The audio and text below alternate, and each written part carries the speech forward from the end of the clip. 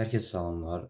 Bugün biz üçbucaqlar mövzusundan çox insana qaranlıq qalan mövzulardan birini izah edəcəyik. Məsələn, belə deyim, median və tənbələn, tənbələn və hündürlük, hündürlük və median arasındakı bucağın tapılması qaydası. Çoxlarımız bunu qarışdırır. Gəlin qulaq asaq.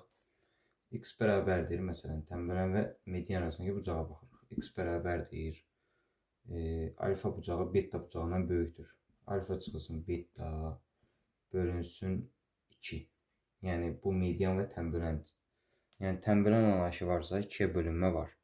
Keçdik hündürlük və məsələn bunu hündürlük edirəm. Hündürlük və median arasındakı. X bərabərdir, alfa çıxılsın beta. Yəni 2-yə bölünmə qaydası yoxdur. Keçdik hündürlük və tənbələn arasına. Hündürlük və tənbələndə x bərabərdir. Yenə alfa çıxılsın beta bölünsün 2. Yəni belə deyək. Tənbələn anlayışı görürüksə, digər bucaqların bir fərqini tapıb 2-yə bölürük. Əgər tənbələn yoxdursa, yəni median və hündürlüksə 2-yə bölmə yoxdur.